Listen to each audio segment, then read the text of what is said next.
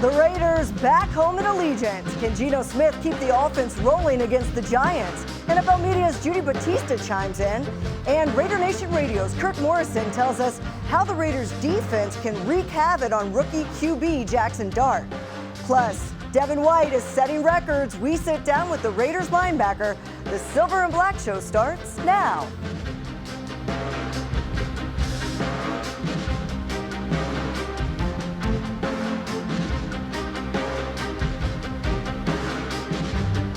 Happy holidays, everyone, and welcome into the Silver and Black Show. I'm Theoharis. It's never too late to get it right, and the Raiders are heading into Sunday's matchup with the Giants with the confidence we really haven't seen since Week 1.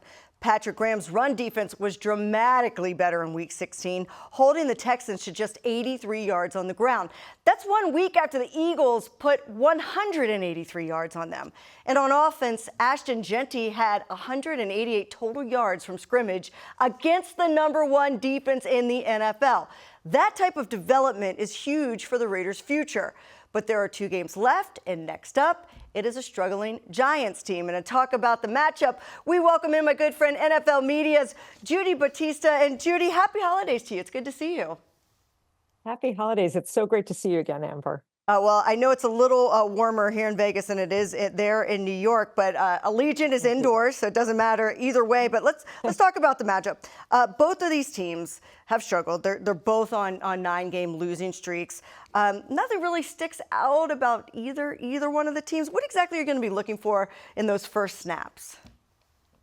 Well, you just mentioned like you're sort of trying to get things right and sort of get things to build on going into next season. And I think the same thing is true for the Giants as is for the Raiders, right? You're sort of looking for little things that you can take away that are positive, and maybe you can take some momentum going into the offseason. I mean, obviously, the seasons have been really, really disappointing for both teams. I mean, what am I going to be looking at? Right out of the gate, I'm looking at, in the Giants case, I'm looking to see how Jackson Dart looks. He has not looked great in the last 3 games since he came back from his time off with a concussion, especially last week. He really looked out of sorts. That's not unusual when you're facing a Vikings defense by Brian Flores. He looked as uncertain as he has at any time since he became the starting quarterback. So I think I'm looking to see if Jackson Dart is more comfortable out there and sort of gets back into his groove and, his confidence and running a little bit, passing certainly more than he did against the Vikings. That's what I'm looking at for the Giants. But really for both teams, I'm just looking to see, can they come out of this game with something good to take with them? Look, it's a kind of odd situation because all the players on the field want to win. They're competitors. But we all know whoever wins this game can win their way out of the #1 overall pick because both teams have 2 losses. So what makes that kind of a tricky situation, especially considering what you just said about you want to have momentum going into the offseason? Wins do that. Right. I mean, let's be real. Like, coaches and players do not try to lose games because they are all playing and coaching for their futures too, whether it's with their current teams or what they're putting on tape for future employers. So players and coaches don't tank, but you know that there are people inside the building who are like, who are already looking ahead. And certainly I'm not saying that anybody is saying, lose the game on purpose, but I certainly think there's some mixed emotions. There's certainly mixed emotions among the fan bases as you come down to the wire like this and you're looking at potentially the #1 overall draft pick. It's a tricky situation, though, because, again, for the players and the coaches who are in this game, I mean, they have their own careers on the line. They don't want to be embarrassed. It's a failure for them to have the first overall draft pick. And so I think it's a tough balancing act. First of all, whoever has the #1, somebody will get the #2, and that's not so bad either. But there's no question it's tough. I think I know the way most of the fan base feels, at least in New York. The fan base wants them to get the #1 draft pick. But you certainly can never expect that the players would want that. It means a lot this year, too, because of the lack of depth at the quarterback position coming out of college. There's kind of Mendoza, and then there's a big gap. And I think that's why if you need a quarterback, it is really important this year in particular to get that #1 pick. But they have Geno Smith here in Las Vegas, and you've covered Pete Carroll for a long time. He's been very loyal to Geno Smith when a lot of people maybe were calling for a change. And now he says that Geno will start the last couple of games. He'll be there the rest of the year. What do you think that means for his future with the Raiders? Because he is under contract. He is under contract. They have big decisions to make. I mean, listen, the whole organization has big decisions to make going forward. Obviously, this has not worked out the way anybody imagined. I think we all thought when they hired Pete, and then when Pete brought Geno along, that you were at least looking for, I'm not saying, a deep run into the playoffs, but you certainly thought they would be able to turn the ship somewhat this year, and it just hasn't happened. I mean, it's gone, it's been really bad and sometimes even non-competitive. So they have huge decisions, at the very top of the organization. They have to make decisions on the future of like practically everybody in the building. And certainly Geno is one of them. It has not worked out. He's gotten sacked a lot. Like he's thrown a lot of interceptions. It just hasn't been anywhere near what we thought it was going to be or what it was with him in Seattle. I remember when Seattle jettisoned him and he came to the Raiders, I thought the results were going to be flipped, right? And it just hasn't worked out that way. So I would say all possibilities are on the table, and that goes, all the way up, all the way up the chain. On the other side, you did mention Jackson Dart, and they're trying to get him back on track, but it feels like they've seen enough that that's their guy going forward. He can run, he can use his legs. How does the Raiders defense try to contain him? Well, he's been contained the last few weeks. I think they, he has not been running as much. They have not done as many designed runs for Jackson Dart since he came back from the concussion. One of the big concerns overall about him is he's got to learn to protect himself. He was getting hit a lot. He's been checked for concussions just like constantly. It's obviously frustrating to him how often they are checking him. But the Giants want him to learn to protect himself more. So they are not doing the designed runs for him, which certainly helps any opponent. You don't have to worry about that so much. Listen, I think you have to be aware that he can take off if he has to, but it has been different the last few weeks. He's certainly not running. And so I don't think that that's as much of a threat that the Raiders have to worry about. And again, he looked, at least last week against the Vikings, he looked really unsettled and reluctant to throw the ball. He didn't have that many attempts. He wasn't throwing the ball much. So frankly, I think the Raiders just need to do what they do and see how Jackson Dart is, because he has been out of sorts the last few weeks. And, I think the Raiders just might be the beneficiaries of that. On the other side of the ball for the Giants, they have some huge names on the defensive line. And when you look up their stats, they're kind of like a middle of the pack defense when it comes to sacks. And you would expect a little bit more from them. But how does the matchup shape up? You mentioned that the Raiders' offensive line and the sacks they've given up. How do you think that matchup with the D-line for the Giants and the O-line for the Raiders goes? Yeah, listen, if the Giants don't get a bunch of sacks this week, you're really going to say, like, man, what are all, as you said, like, what are all these big names doing? Why aren't they generating more sacks? Abdul Carter, the rookie, the first-round draft pick, seems to have come to life a little bit more in the last few weeks. So that's been good. He was getting lots of pressures early in the season, getting pressure, but not getting home.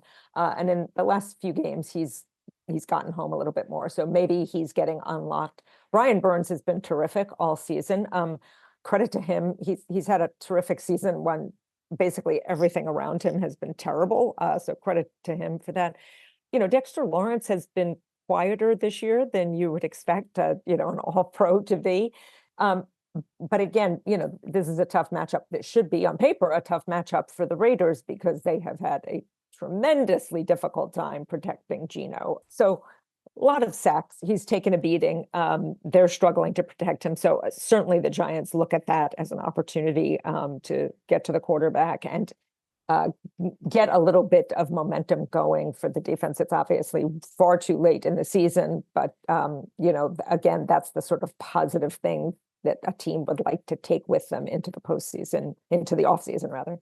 I'll tell you, yeah, there's no postseason for either of these teams. There's no postseason. Yeah, we know that. The offensive line for the Raiders, though, to give them credit, Ashton Genty had a huge game against the Texans. Yes. And then the Giants, they have the second worst run defense in the NFL right now. Yes. So what have you seen from Ashton Genty this year? That was really encouraging to see. When you talk about positives you can take into the offseason, that is number one on the list for the Raiders, right? That was great to see him get going, because we didn't see that early in the season. I think we all thought he was going to be, a Rookie of the Year candidate. He's such an exciting player, and it just hasn't come together this year. Certainly not only his fault. Like, there's a lot of factors that go into it, but I think seeing him sort of break out last week was a really good sign, and something for the Raiders to build on. And that is a big challenge for the Giants, because, as you said, their defense as a whole, but their run defense has been really porous this season. So that is, that's going to be number one. They always say, what's the key for the defense? And they always say, well, the first thing you have to do is stop the run. No, really, you've got to stop. Really have to do it this week.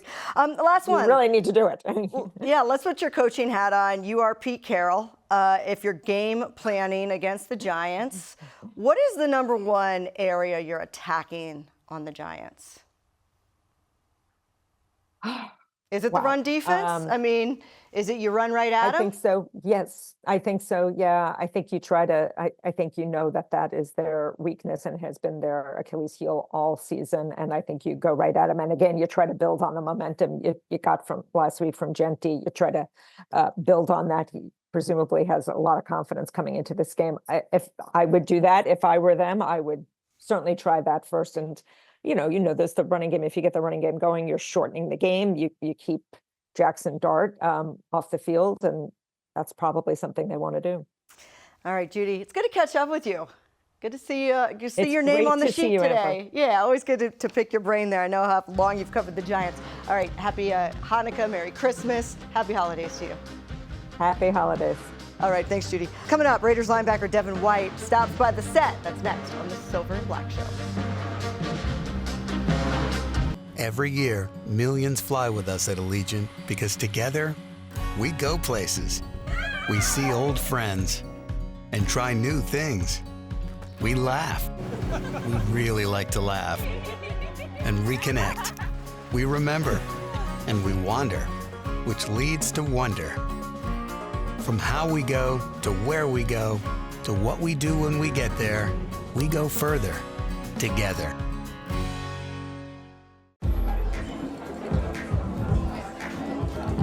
How about Totally Obsessed? We created a cocktail that requires 7 unique ingredients. The most important one? 1800 tequila. Just as obsessed with taste and quality as we are. The world's most awarded tequila, proudly poured at the world's best bar. At Cox, we're always a step ahead. There you go. I'll show you. Like, before your basement became Movie Central, we made sure you'd have strong Wi-Fi, even down here. And you can rest easy knowing the price of your plan won't go up for 3 years. Guaranteed. See? He's looking out for you, and so are we, with advanced security that blocks threats on your network. Good boy. Whatever the future brings, Cox will keep you a step ahead. Oh.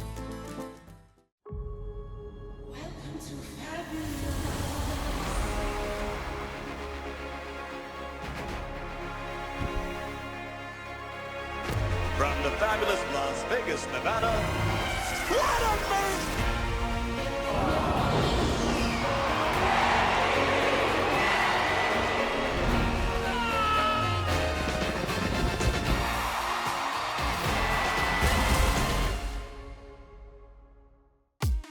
The Silver and Black Show is brought to you by Cox, proud partner of the Las Vegas Raiders.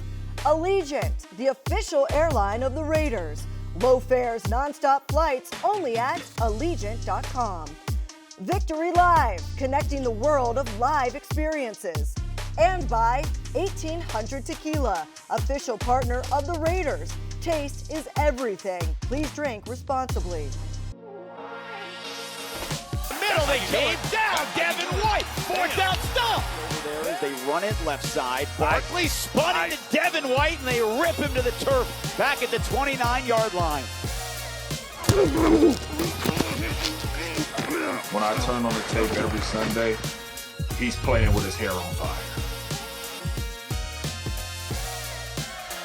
Well, I'll tell you, if you need somebody to tackle, Devin White is your guy. We're hanging out with Devin White. It's good to see you again. It's wonderful to see you as well. Well, I'll tell you, my colleague James Jones says that you can learn a lot about the energy and effort that a team that's no longer in the playoff hunt puts forth. And we really saw that with you guys. What did we learn from your defense with just the amount of effort they put forth? I feel like we just want to keep getting better, keep improving. You know, we was playing so good at a spurt, and then we played some big games and we played good in them. Then some games we didn't play good in it, and we just challenged ourselves on the consistency of playing good ball. Like, no matter what cards we dealt, no matter where they put the ball down, told everybody, but we get paid to go out and tackle and take the ball away from the other team. So anytime we get an opportunity to do it, let's just be on our stuff one play at a time. Yep, called being a professional, right? Oh, man. Well, was there anything different in practice or changes, especially to the game plan leading up to that game that we saw? I mean, it was dramatic results, difference. For sure. Yeah. I mean, when you play a team like that and they known for their defense, you want to match the intensity of their defense. Like, hey, if we go out and we stall, do what we got to do against their offense, we'll look alive. We'll kind of put them in a spot they probably never been in. If they can stop our offense, which our offense got it going and was able to put up points, and we were stopping their offense as well. So we put them in a tough position and made them have to play a little bit harder than probably what they normally did. And I mean, that's just to show you, like, we just right there, we just 1-2 plays away. That game, we had them right where we wanted them at. A lot of third down situations, a couple penalties didn't go our way or whatnot, but it's just to show you we could do it. I'm glad that you mentioned the offense. They also played much better. How did they put you in a better position as a defense in that game? I mean, when you score points and you get a lead, you make the opposing team have to attack you. And when they attack you, we can go at them rather than letting them get in 4 minutes and run the ball, and just try to run the clock off because they playing with a lead. So it kind of changes the stuff we can do on defense when we kind of either in the game or playing with a lead. Well, it's a big difference in time of possession when the Raiders offense only has the ball for 20 minutes versus a little over 30. I mean, it's huge. You guys actually get a breather if they can sustain the drives. Look, this is your first season in the silver and black, and you've already set a franchise record for tackles, and we still have 2 games to go. What has the move here to Vegas kind of done for your career to resurrect it? I don't know, just first off, that's a blessing. I didn't know nothing about it. I just was getting ready for the game, and they was like, hey, do not get his jersey away, because if you get so-and-so, then this mean this. And I was like, dang, all right, that's pretty cool, but all right, we're finna go win this game. Like, that's kind of was my mindset. But just being here, they gave me an opportunity, and I just like it here. Everything's so beautiful, so new, and man, I'm just blessed to be a part of something that I know it could be really, really special with the blink of an eye. You just make a couple changes and do a couple things different, and now we could be talking about the black and silver in a different light. And this town needs it, this city needs it, and this organization needs it, and we right there, and I think that's why we're trying to just show who we really can be ending the season to building something, and don't know if I'll be here or not, but I want to be a part of, like, showing them what it can be, and my effort and just showing my grace every time I step out there with those colors on. Yeah, NFL insider Ian Rappaport said that you should be considered for Comeback Player of the Year. Now, when you hear something like that, are you like, okay, that's a compliment, but also, like, I never win anywhere? Yeah, I mean, you take it with a grain of salt. Yeah. I think the biggest part is just your work being acknowledged. Yeah. I didn't play ball last year, so for me to just be sitting on the sidelines last year and come back and put up this many tackles, TFLs, the stuff I'm doing, it's not easy to do, because if it was, a lot of people that's tweeting about it and mad and saying this or whatever, they'll be doing it. Yeah, it's not easy. You got to put in a lot of work. And even mentally, like, when you losing and stuff, like, it's hard. Like, my thing, I try to find ways to keep getting better, keep pushing the team, keep pushing myself. Because, like you said, people say we're not playing for nothing, but we're playing for everything. Yeah. A lot of people don't make it to the NFL, so I never take a moment for granted, because you see guys like get hurt in the end of the season, and it's like, dang, like they probably didn't know that was gonna be their last play, or they'll be out for this. So I take every play with pride. Like I go out there with pride, and I just try to go help my team.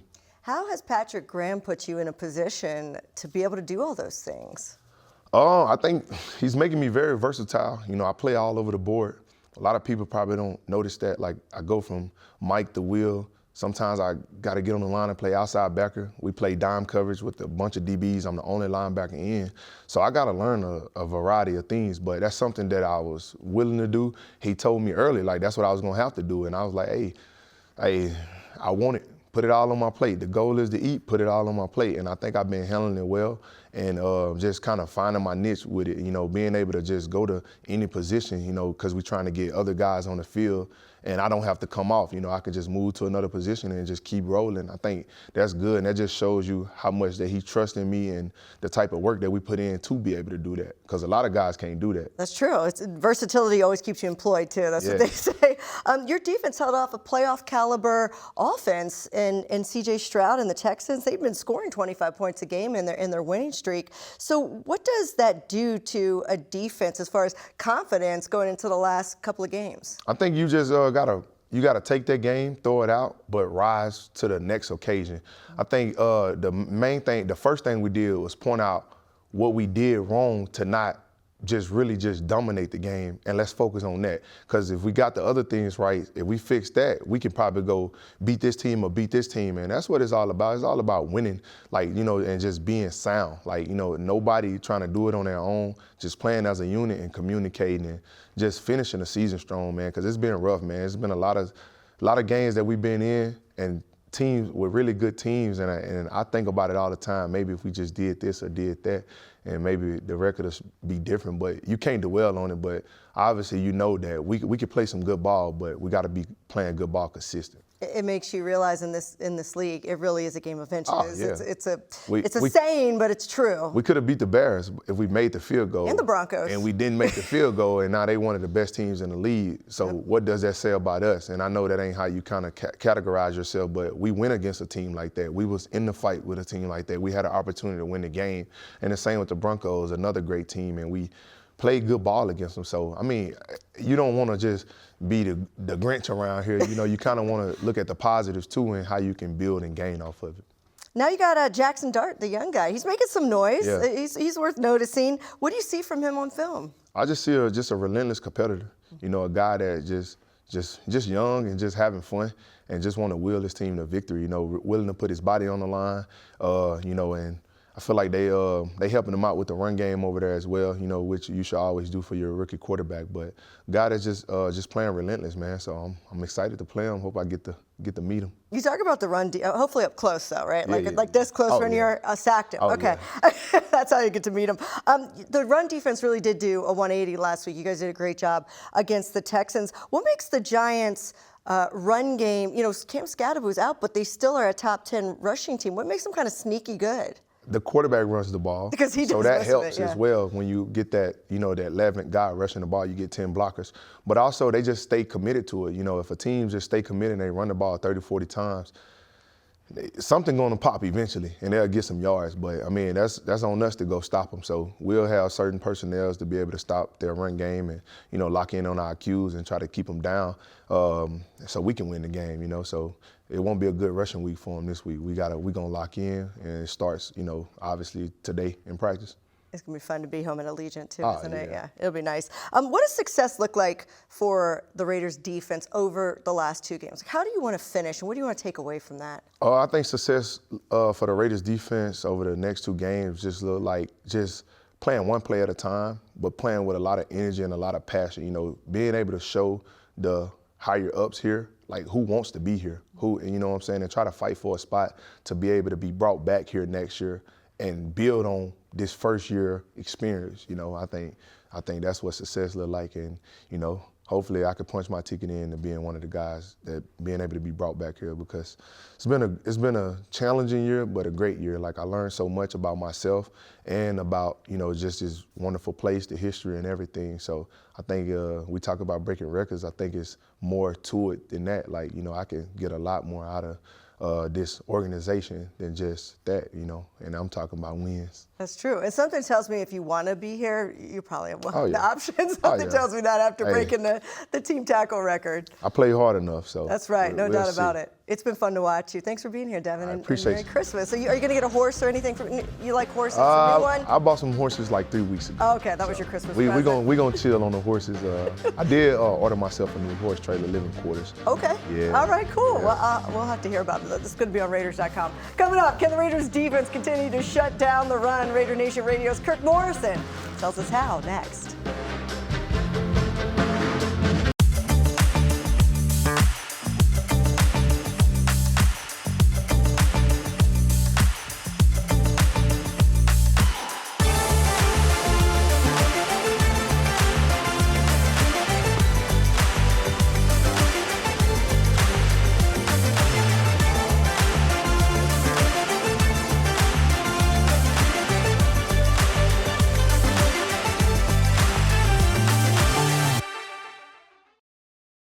Every year, millions fly with us at Allegiant because together, we go places.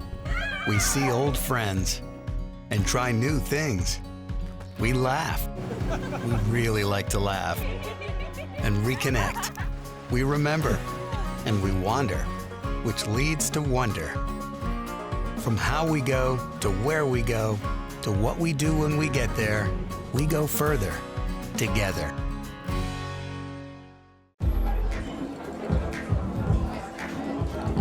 How about totally obsessed? We created a cocktail that requires 7 unique ingredients. The most important one? 1800 tequila. Just as obsessed with taste and quality as we are. The world's most awarded tequila, proudly poured at the world's best bar. At Cox, we're always a step ahead. There you go. I'll show you. Like, before your basement became Movie Central, we made sure you'd have strong Wi-Fi, even down here. And you can rest easy knowing the price of your plan won't go up for 3 years. Guaranteed. See? He's looking out for you, and so are we, with advanced security that blocks threats on your network. Good boy. Whatever the future brings, Cox will keep you a step ahead. Oh.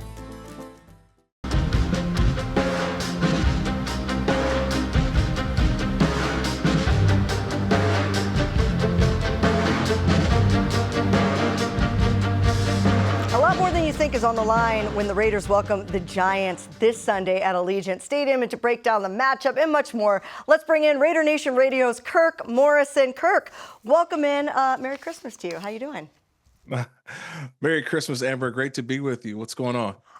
Well, you know, before we look at the matchup, here's what's going on. I mean, Max Crosby and Brock Bowers are Pro Bowlers. So what are you seeing from this season that Raiders fans should really be proud of? I think for Max Crosby, just the relentless, aggressive play that he's always had. And I think to be, voted to the Pro Bowl as a starter, to me, that's just shows you how much he's respected by not only players, coaches, and fans, but he leads the league in tackles for loss. He's had an exceptional year, and it's not hard to find number 98 week in and week out playing at the highest level. And I think that is very, very well deserved for Max Crosby. And on the opposite side, Brock Bowers, let's be real. Here's a guy that was banged up throughout most of the year, but still was able to have a fantastic season. And again, one of the most respected guys in the league for such a guy who's only in second year in the NFL. That shows a lot because they could have voted different players, different guys at that position, but he's still been one of the best at his position, even with the injury and kind of missing games and not playing at 100%, but still was one of the best in the league. So good recognition for two Raiders. The Raiders looked pretty good last week. They looked more complete than we'd seen them in a month. What do you think from that performance they need to take into the Giants game? I think for the most part, when you look at the way that they ran the football and they really made an emphasis on getting Ashton Genty the football.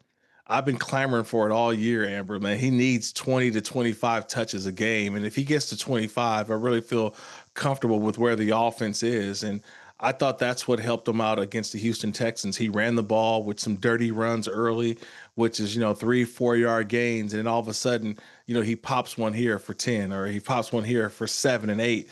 And it really started to add up. And then to utilize his strengths, and I think in his pass catching ability, which I want to see more of, man. He made an outstanding catch and, ran it in for a touchdown. So that's something I think you can carry over.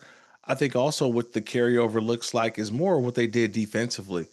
I mean, they held Nico Collins, a Pro Bowl wide receiver, to really just 4 catches.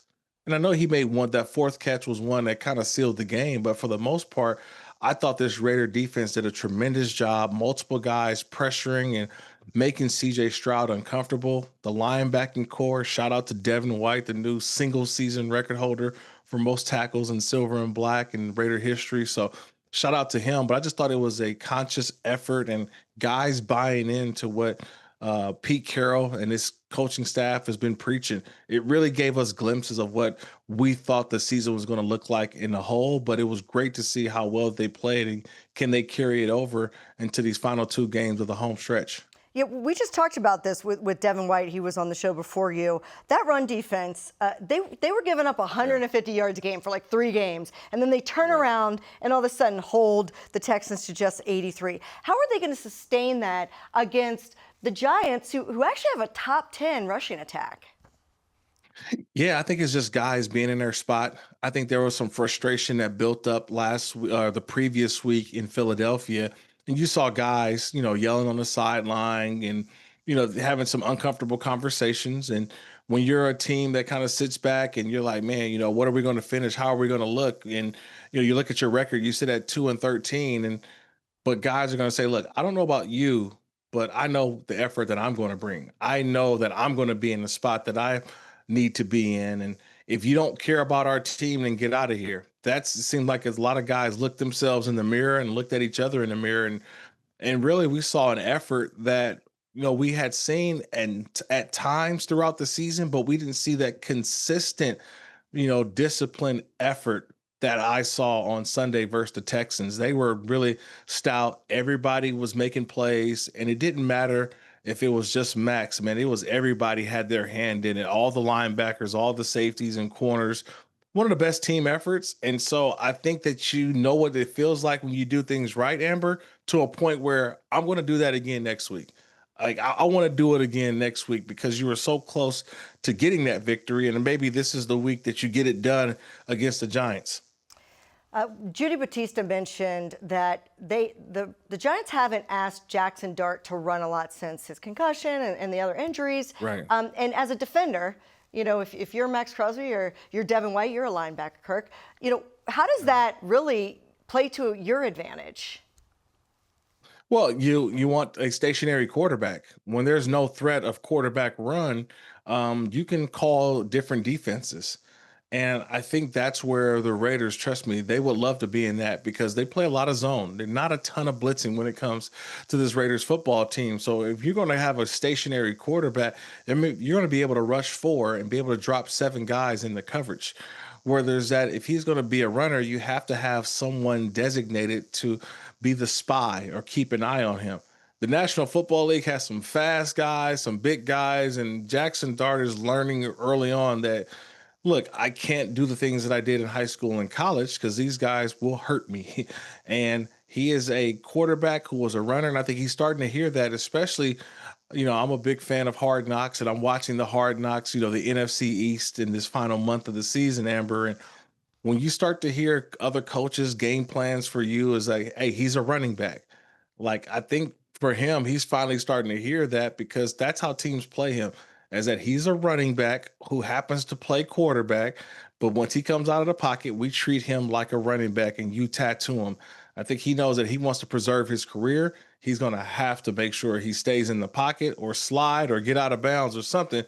But I think it's to advantage Raiders if he's going to stand in the pocket as long as he can. Yeah, I'll tell you, him and Cam Scatterbo got to learn how to play a little bit differently. You love their intensity, but you just see that it won't be a long career unless they learn how to tone it down a bit. I've got to ask you about Darian Porter. A lot of eyes on him. We've seen some good. We've seen some learning opportunities, especially in the last game. What have you seen these last few games from the young corner? I just like that he doesn't blink, right? Like he's not unafraid. Like he's going out there and he's battling. I mean, he had Nico Collins this week. The week prior, it's AJ Brown and Devontae Smith. You know what I mean? It's like Cortland Sutton with the Denver Broncos. Like, welcome to the league, Rook. There is no weeks off. And one thing I said is that he has not blinked. He has not stuttered. He has not done anything. He said, you know what?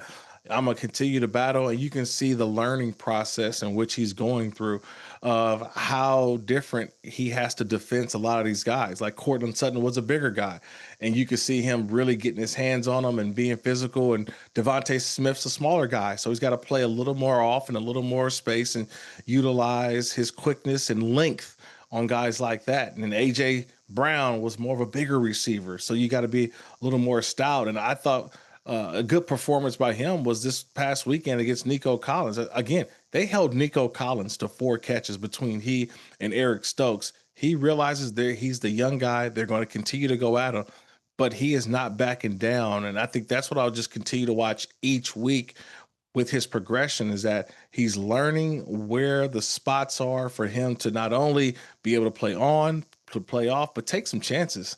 I think that's the bigger part. He's learning right in front of our eyes, and I think he's doing a tremendous job. Will he be better? Absolutely, but he's getting some valuable reps, and it took him about a half a season, but he's really starting to I think, make that jump in his rookie year. Let's switch over to the offense. I know Pete Carroll said that Greg Olsen came up with a plan against, top Texans defense that, I think the quote was, allowed us to play free. What was it about Ashton Jeanty? What opportunity did they give to Ashton Jeanty as far as play calls that allowed him to have a big game against such a good defense when we hadn't seen that in a while? Yeah. Well, look, I'm a big fan of when Ashton Jeanty is in behind the quarterback and behind center. When he's in that alignment, I always feel like he's at his best because he guts downhill with his shoulder square, and it gives him an opportunity to go left, to go right, to go vertical, to go horizontal. He can do all of that. Sometimes I feel like when you're in the shotgun, it kind of limits him to can only run to the hole that's there for him, and it doesn't give him the ability to be creative. I saw him create holes this week. Like, he created holes versus the Houston Texans because it was like, my shoulders are square. I'm going to get a couple of 2 or 3 dirty yards, but then I'm going to keep my feet moving. And that's how you saw those short runs end up becoming long runs. And I think it's just the stubbornness of the offense of force feeding Ashton Jeanty. You're toward the end of the season now. He's really holding up. He's getting closer to that 1,000-yard mark. I want to see that happen over the next couple of games. I think that'll be an amazing feat, but it's about him really just getting the football more and more. And I thought there was a lot of opportunities for that, handing it to him, but also out of the backfield. So I hope that that's what we see more of. And I thought that was a good game plan from Greg Olsen. Just want to see a little bit more of it. None of those pitch plays on 3rd and short. I think Ashton Jeanty needs to get downhill, man, because that's where he's at his best. No doubt about it. Geno Smith gets the final 2 starts. Pete said that. So what does he need to show us to inspire confidence heading into next season? Well, just continue to show that, look, he can be the guy. And when I say the guy is that add more pieces around him. I think that this skill position group is left to be, I guess, wanting more. And that's what I think the offseason is going to look like. And then it just depends on, honestly, where does this organization directionally goes in terms of either keeping Geno or him either bring a big bridge quarterback. These are all questions for the offseason. But I think, Amber, a lot of it comes with the receivers around him and Tyler Lockett and Trey Tucker and Jack Besh. I mean, seeing these guys, continuously get the football. I was excited to watch Jack Besh make a big catch, or Tyler Lockett keep the chains moving, and Trey Tucker getting the ball in his hands. So a lot of that is because Geno Smith was very direct in his throws. I thought he looked very confident in his throws, and maybe it's just he has a rapport with Greg Olsen. Didn't like the interception, and that's what then this season's all about. And someone asked me, what didn't you like about Geno Smith? Is that he turned the ball over too many times. But I don't know if that's a product of Geno, a product of an offensive line that has been banged up all year long, a product of not maybe force feeding the run.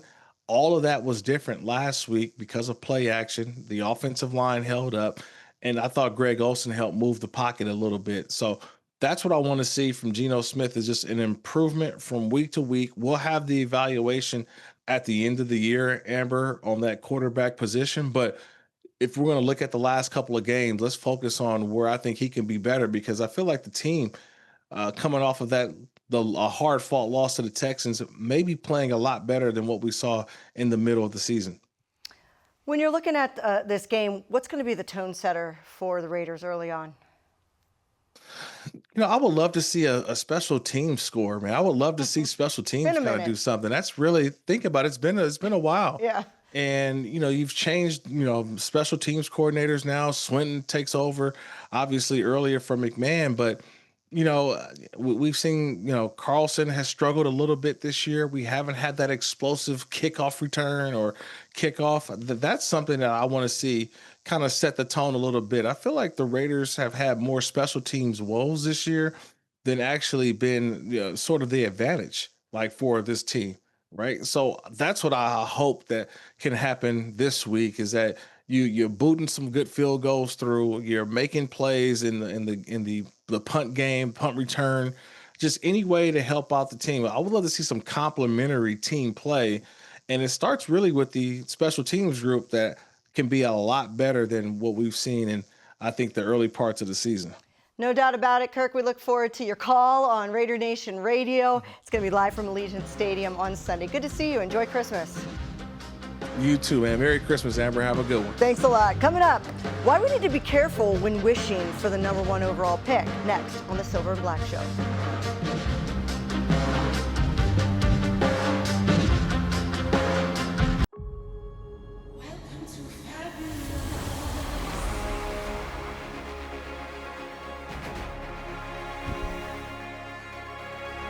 From the fabulous Las Vegas, Nevada, what a move!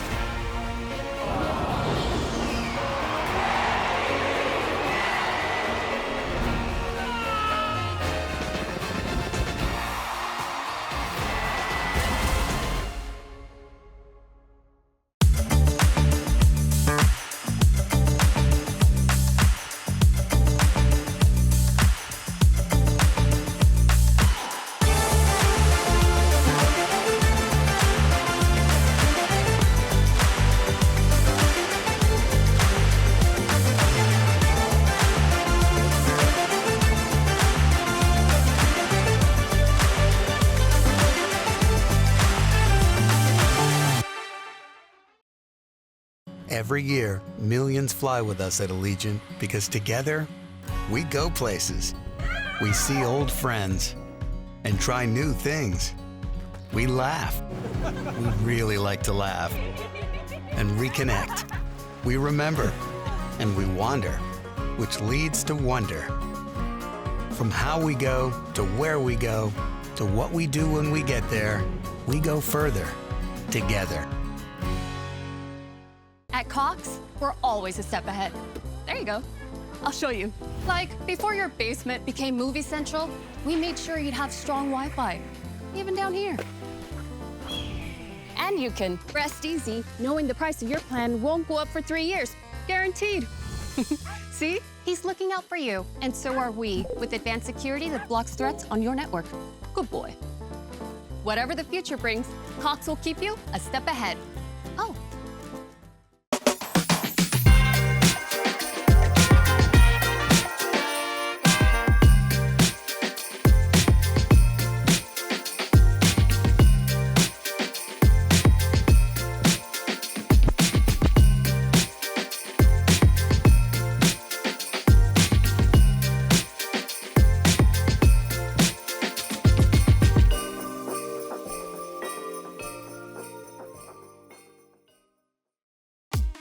The Silver and Black Show has been brought to you by Cox, proud partner of the Las Vegas Raiders. Allegiant, the official airline of the Raiders. Low fares, nonstop flights, only at Allegiant.com. And by Ticketmaster, the official ticket marketplace of the Las Vegas Raiders and the NFL. Time now for one last thing. The Raiders' chances of getting the first pick in the 2026 draft dramatically increase if they lose their last 2 games. Right now, the Raiders and the Giants are the only 2-win teams in the NFL. So, of course, their head-to-head matchup this Sunday means one will have 3 wins and the other is in prime position for the number 1 pick. According to the Athletic Season Simulator, a win on Sunday puts the Raiders at just a 4% chance of getting the number 1 overall pick, but a loss puts them at 60%. So this feels like a bit of a pickle for a franchise whose motto is just win, baby.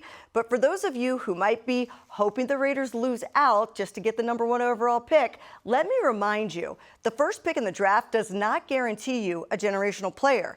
Look at some of the recent drafts. 2021, Trevor Lawrence went number 1 overall, and he's had a decent career. But all pros Jamar Chase, Penei Sewell, Pat Surtain II, and Micah Parsons were taken after him. 2022, Trayvon Walker was taken first in the draft. Right after was Aiden Hutchinson, Derek Stingley Jr., and Sauce Gardner. Nobody would still take Walker ahead of them. 2023, Bryce Young was the number 1 pick, C.J. Stroud number 2, and Stroud took his team to the playoffs in year 1. The only number 1 overall pick in the last few years that looks pretty good early on is Caleb Williams, who, of course, is quarterbacking the Bears right now. So the number 1 draft pick isn't a sure shot, and you have to balance that against what winning at the end of a season can do for a young team heading into next year. That'll do it for us. It's Raiders Giants from Allegiant Stadium. Kickoff set for 1:05 p.m. Pacific. Happy holidays, everybody. Enjoy the weekend.